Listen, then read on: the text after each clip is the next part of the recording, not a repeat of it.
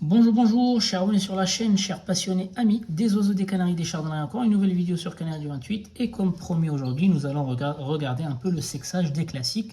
Je précise que il s'agit d'un rappel, donc on a déjà vu des cours techniques, et on a déjà fait en fait de la pratique les années précédentes, mais c'est toujours bien de rappeler aux nouveaux arrivants sur cette chaîne-là. Donc il s'agit du dimorphisme sexuel chez les Chardonnays, donc phénotype classique, ancestral ou sauvage. Donc là, j'ai pris une jeune femelle, donc porteuse de FAO ou de Aurora, à proprement dit, et on va regarder un peu. Donc elle n'a pas encore fini en fait, la couleur finale du masque n'est pas celle-ci. Donc là, elle a terminé sa mue. Par contre, la couleur rouge du masque, elle doit encore changer.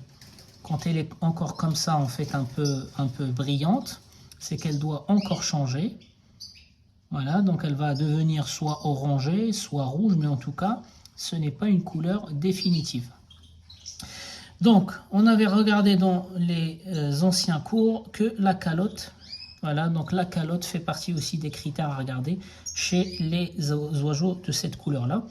Elle peut nous guider aussi sur l'orientation du sexe, à condition que l'oiseau ne soit pas porteur de tête blanche ou d'une autre mutation qui peut impacter un peu la calotte. Donc dans le cas de ce classique-là, donc on voit qu'il n'a pas de double rouge. On voit que la calotte, elle est bien entourée, mais par contre, il manque de la pigmentation au milieu. Donc vous voyez très bien qu'elle est un peu discontinuée ici. Voilà, donc elle est un peu discontinuée, mais bon, je m'améliore en fait sur la sélection pour avoir des belles calottes. Au début, en fait, j'avais des taches de calottes, et puis là, de plus en plus, je garde toujours les femelles qui ont de plus en plus en fait des calottes un peu plus complexes, et je vais vous montrer une belle femelle de cette année aussi, c'est sa sœur. Donc on voit que la calotte n'est pas de couleur noire piano au charbon, mais elle est un peu noire et un peu discontinue et mouchetée. D'accord? Donc le masque, donc celle-ci elle aura un gros masque, donc vous voyez très bien. Donc ça c'est une femelle, je vais vous expliquer pourquoi. Donc le masque n'est plus un critère. Quand on fait de la mutation, on a tellement pris l'habitude d'agrandir les masques qu'aujourd'hui, les masques aujourd'hui des femelles, ils sont aussi gros que les mâles. Et qu'on peut aussi trouver des mâles avec des masques aussi petits que des femelles. Donc c'est pour ça que le critère de masque ne va pas trop fonctionner aujourd'hui, parce que vous voyez très bien, il est trop gros ce masque-là. D'accord? Donc la calotte, j'oublie parce que je ne sais pas ce que la femelle elle est porteuse de tête blanche, ce qui pourrait un peu impacter en fait la couleur, l'intensité, la forme de la croix. J'ai oublié la croix de Lorraine ou la croix de gamme, je ne sais plus quoi. Et puis le masque c'est pareil, grâce à la sélection, les masques ils sont devenus tellement grands, et donc du coup ce n'est plus un critère sur lequel en fait on doit se concentrer pour le sexage. Par contre l'épaule c'est quelque chose qui reste toujours d'actualité. Donc quand je dis l'épaule, ce n'est pas cette partie là, c'est vraiment cette partie là, vous voyez très bien que là on a un reflet gris, je ne sais pas si vous arrivez à voir, l'épaule n'est pas noire, il y a une différence entre cette zone-là et cette zone-là. Donc cette zone-là, elle est un peu brune, un peu grise, et donc c'est une femelle. Chez les mâles, elle doit être noire, comme cette partie-là. Donc de l'autre côté, c'est pareil. Donc aujourd'hui, chez les classiques, je me base sur ça. Voilà, donc l'épaule, encore une fois, n'est pas cette partie-là, c'est cette partie-là.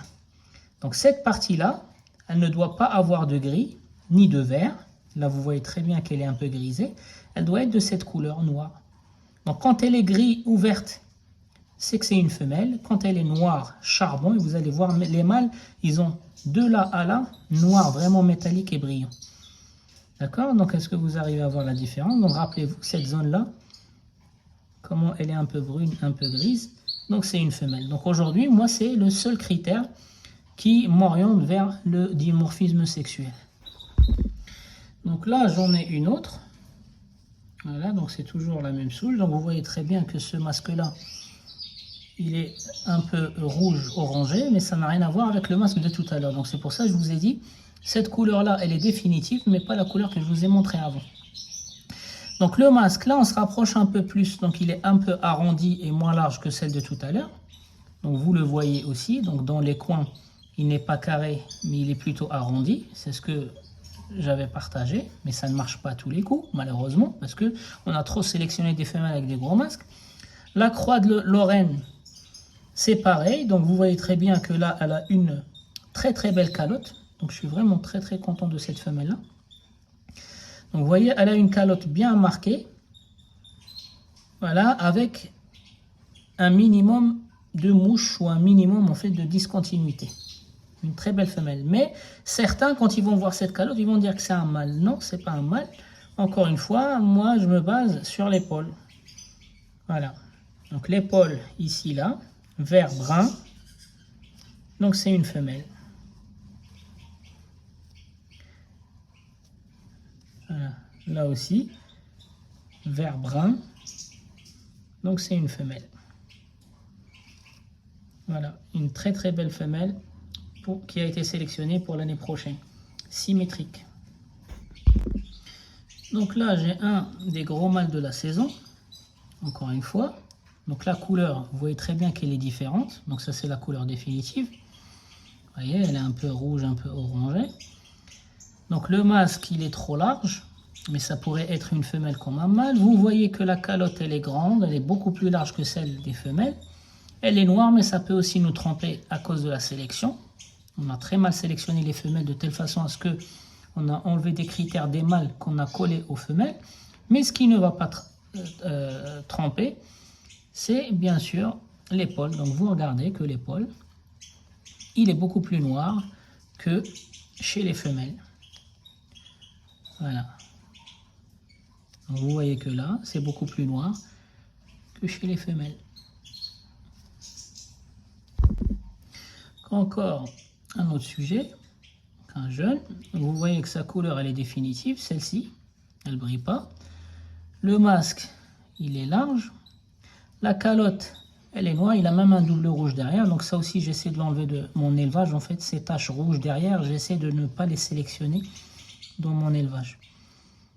Voilà, donc j'ai agrandi les tailles des oiseaux, comme ils le savent les anciens, avec des têtes blanches, les mutations tête blanche. Et aujourd'hui, je mets du temps en fait à enlever les gènes de tête blanche qui se sont greffés en fait aux mutations opale et aurora.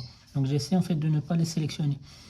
Donc là, comme il a un liseré rouge derrière la nuque, donc il est porteur de tête blanche. Mais par contre, ce qui ne se trompe pas, encore une fois, va regarder en fait l'épaule, comment il est noir comparé à la femelle. Donc encore une fois, comment l'épaule est noire si on compare le mâle à la femelle. Vous voyez que cette partie-là, elle est beaucoup plus noire que celle des femelles qu'on avait vu tout à l'heure. Donc les amis, concernant en fait le sexage des mutations Aurora qu'on avait fait ensemble sur cette chaîne-là il y a à peu près 3-4 semaines, donc j'ai reçu les résultats. Donc on a sexé ensemble une dizaine de mutations Aurora à travers les plumes. Donc j'ai envoyé des plumes identifiées avec les numéros de bague, etc., etc., au laboratoire, donc Labofarm. J'ai travaillé cette année avec Labofarm, mais ça m'arrive aussi de changer. Ça dépend en fait combien de tests ADN j'ai besoin de faire. Et aussi les délais. Donc des fois je suis pris par les délais, je préfère payer plus cher pour les avoir rapidement. Donc là, en l'occurrence, Labofarm est l'un des plus chers en termes de sexage. C'est 15 € le test, entre 14 et 15 € le test, même si vous prenez 100 tests. Donc moi, pour le coup, j'avais pris en fait que 20 tests. Et puis, le prix, c'était 14 ou 15 € fois test. Donc, une fois que je leur ai envoyé, au bout de 5 jours, au bout de la première journée de réception, ils vous envoient une confirmation de réception. Et au bout de 5-6 jours, ils vous envoient en fait un rapport. Ils vous envoient un rapport avec le sexage. Donc, par mail. Voilà, donc chaque oiseau, il a son certificat. Là, j'essaie d'éloigner un petit peu. Il y a toujours des gens qui sont mal attentionnés. Donc voilà, donc tout ça c'est des certificats. En fait, chaque certificat, il est destiné à un oiseau. Il y a les informations, l'identification que j'avais faite moi-même en fait pour reconnaître mes oiseaux. Et puis vous avez d'un côté le résultat de votre sexage et en plus de ça, vous avez le certificat de sexage que vous pouvez imprimer ou remettre aussi aux nouveaux propriétaires. Pour garantir en fait le sexage des jeunes, les amis. Donc dans ce résultat-là, sur 10 mutations Aurora, j'ai eu énormément de femelles par rapport aux mâles. Et d'ailleurs, les classiques, c'est pareil. Donc cette année, je n'ai pas eu beaucoup de mâles. Donc j'ai eu énormément de femelles. L'année dernière, je pense que c'était pareil. Toujours plus de femelles que de mâles.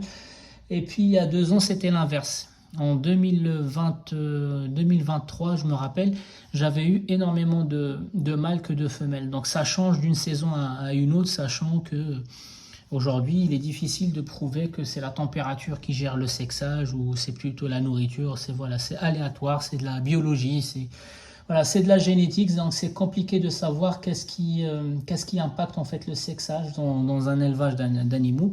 En fait, quel est le critère décisif pour un élevage? Aujourd'hui, on n'a pas la réponse. Les amis, c'était Canaries du 28. On a parlé un peu du rappel pour le dimorphisme sexuel chez les classiques et en même temps, je vous ai partagé le résultat en fait du sexage ADN qu'on avait fait ensemble. Les amis, c'était Canal du 28. Je vous souhaite un bon visionnage et je vous dis à la prochaine vidéo.